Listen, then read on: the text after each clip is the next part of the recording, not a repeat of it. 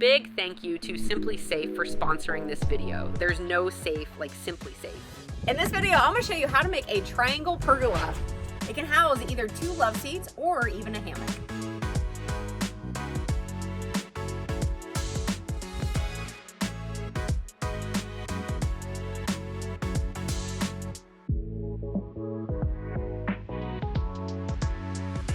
Now I went ahead and skipped building the deck because I've built a few decks for you guys already. To give this pergola a little bit more pizzazz, I went with a triangle instead of a typical square. There are a few ways to compensate for the gap in between the deck and the ground, but what I did is, since I already have gravel around my property, I just brought in a few loads on the tractor and then spread it around evenly. Now that we have the deck built, now we can go vertical with it, starting by setting the post. Now there are a few different post bases on the market, but I'm going to go with these Titan bases. They have a stem on them that is meant to go into the bottom side of the post, so you just need to use a hole saw to make a receiving end for it. I start off by finding center of the post. A quick way of doing this is using a speed square to mark 2 straight lines from corner to corner. The intersection of this will be center for the hole saw brad to start your hole.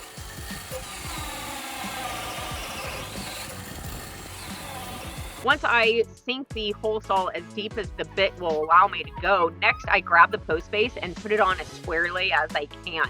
Then I use a 3-pound maul to knock it the rest of the way in. You're able to do this if the wood you're using is softwood. In my case, I'm using cedar, so I can very easily knock into that grate. It's very easy to tell when that post base seats all the way because the sound dramatically changes. Now on the bottom, there's going to be already predetermined holes that I can go through and pre-drill so that then I can run in lag, attaching that post base to the post. While I was attaching the post to the base, Jake used one that was just the base to make it easier to maneuver around so that he can go around and mark where the posts need to be located and then go through and pre-drill. Don't do this with the post already attached to it. It's way too difficult. With those marked, now I can move each post into position, spend a little bit of time aligning the holes to those pre-drills, and then run in my screws. One thing to note is I always like to think about what is going to be the show face so that I can make sure I'm putting the prettiest side looking forward.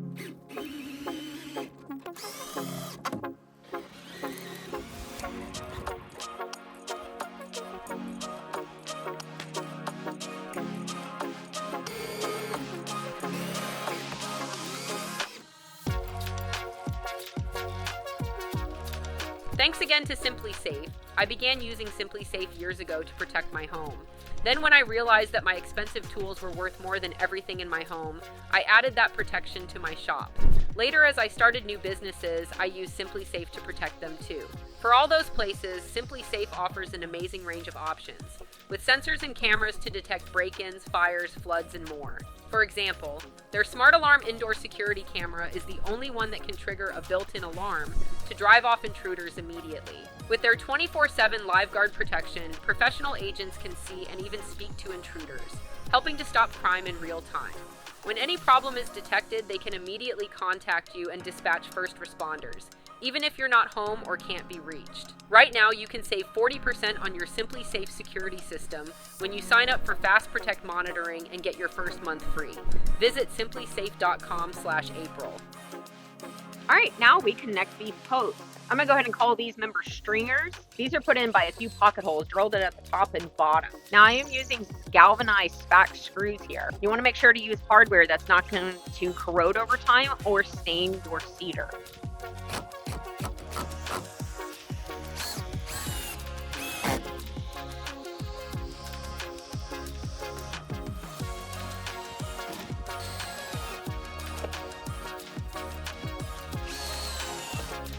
Now we can move even further up and attach a header, attaching the top of the post. I personally like to pre-paint anything before attaching it, and yes, it's going to scuff up a little bit, but a little touch-up paint is very easy. With a few measurements, you can go ahead and get your screws started so that whenever you're up in the air holding it, you can simply run it in. For this attachment, I'm using the spac lat, going straight into the face, and they do come in black to easily hide, and then going right into the post. By the way, I do have a set of plans, so if you want a material list and a cut list for this entire build, including the deck, then check out my website. Now we can attach the rafters. These are simply cut at a miter to match the angle of that triangle and then screwed in. What I'm going to do is I'm going to use a 15 gauge in order just to tack it up, and then this way we don't have to be holding things up in the air, and I can come back and screw it afterwards. You see that, Mark? Yep.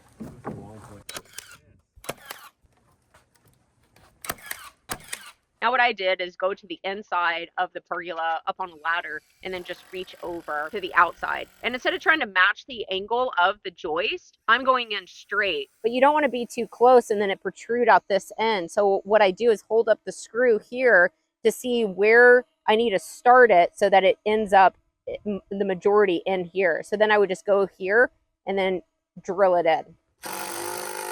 And then that is the framing member of the roof done. So now we can start attaching the roof panels. And I'm going with the Tuftex material, which is a polycarbonate.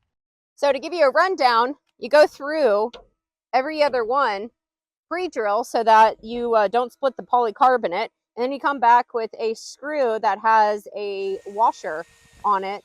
And you seat the gasket all the way down. You don't want to compress the material too much, but you just want enough to compress this gasket and make a watertight seal. You screw down every other corrugation and then you can move on to the next one. Now, anytime I add another panel and overlap it, I'm going to put down a line of caulking. Now, since I'm going with translucent panels, I need to use clear or it will be visible. But then I can just rinse and repeat. Now I started with the center panel and I'm gonna work my way out.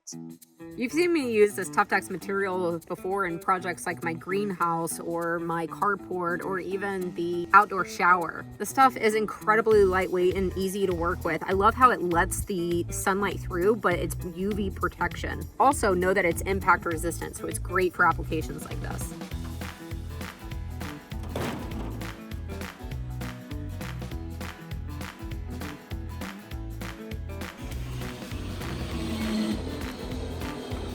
Okay, and that is the roof complete. As you can see, it goes very quick and easy.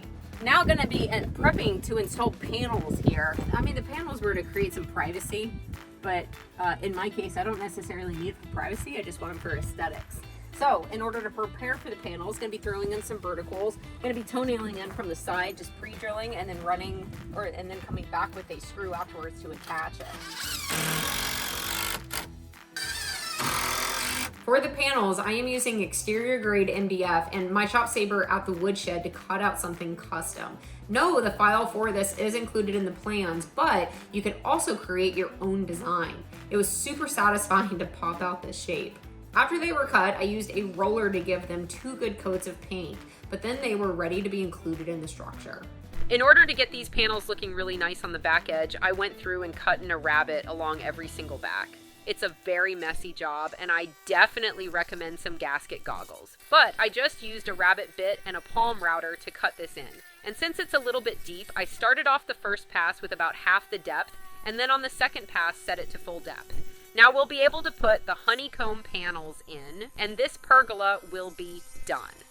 So the structure is just slightly racked this way, and we know that by trying to put in these square panels and then just being about a 1/4 inch out. So getting a nice big strap like this, and we're gonna try to rack and pull the entire structure over this way slightly.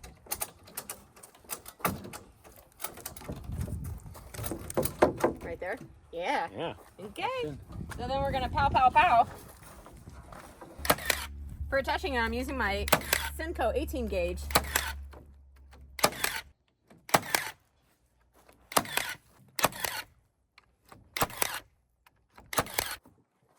Ooh!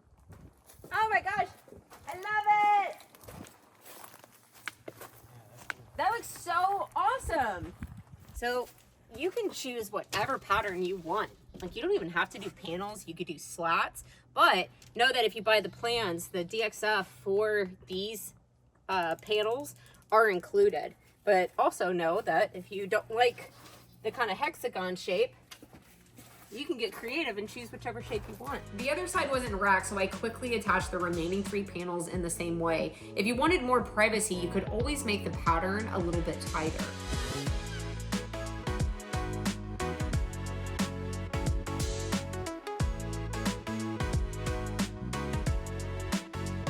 And that, my friends, is a completed pergola.